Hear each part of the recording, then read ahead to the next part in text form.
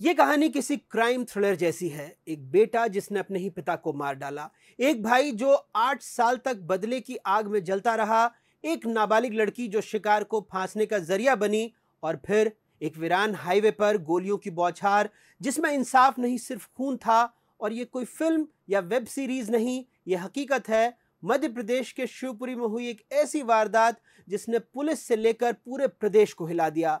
तोमर परिवार की इस कहानी में जो किरदार है उनमें सबसे चौंकाने वाला नाम है खुद एक पुलिस वाले का।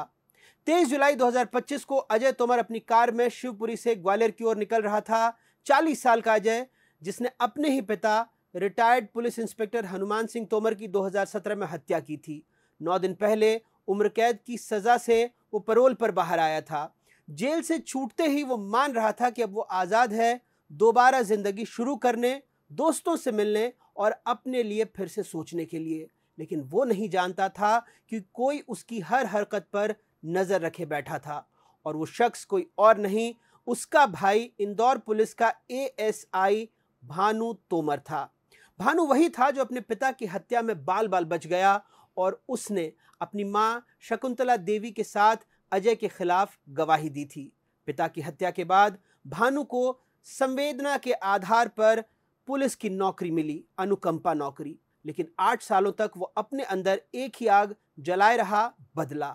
पुलिस जांच के मुताबिक भानु ने इस बदले की कहानी को अंजाम देने के लिए रची एक साजिश जो उतनी ही ठंडी और सोच समझकर बनाई गई जितनी कोई स्ट्राइक।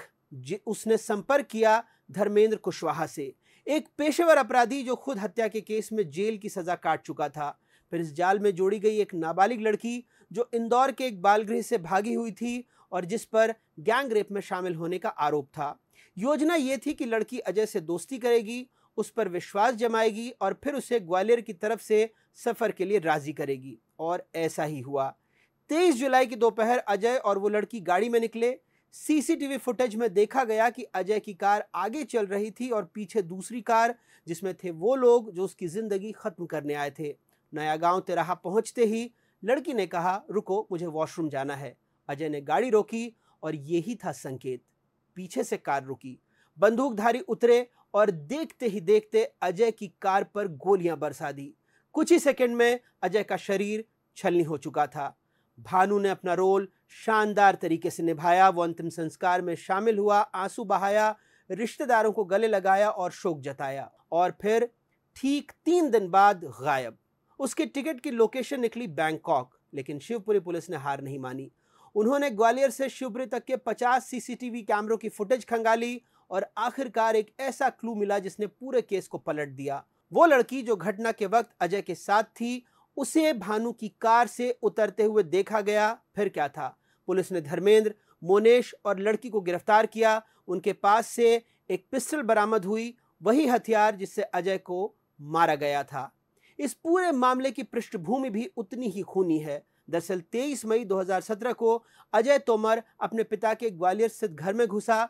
संपत्ति के विवाद में बहस हुई और फिर उसने 4 गोलियां अपने पिता के सिर में दाग दी। उसकी मां और भाई ने अदालत में उसके खिलाफ बयान दिया और अजय को उम्र कैद हो गई।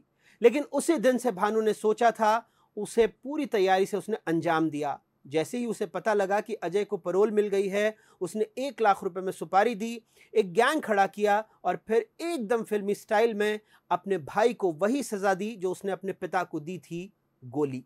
शिवपुरी पुलिस का कहना है कि उसने भानु के खिलाफ लुकआउट सर्कुलर जारी कर दिया है। सीआईडी, सीबीआई को अलर्ट कर दिया गया है और दावा किया है शिवपुरी पुलिस ने कि उसे जल्द पकड़कर लाया जाएगा। लेकिन इस पूरी कहानी में सबसे बड़ा सवाल यही है, जब खाकी वर्दी पहनने वाले ही इंसाफ का गला घोंट दें तो क्या कानून भी उसे कटघरे में खड़ा कर पाएगा? क्या पुलिस अपने ही एक पुलिस वाले को पकड़ पाएगी जिसने कानून की आड़ में बदले को इंसाफ का नाम देने की कोशिश की थी?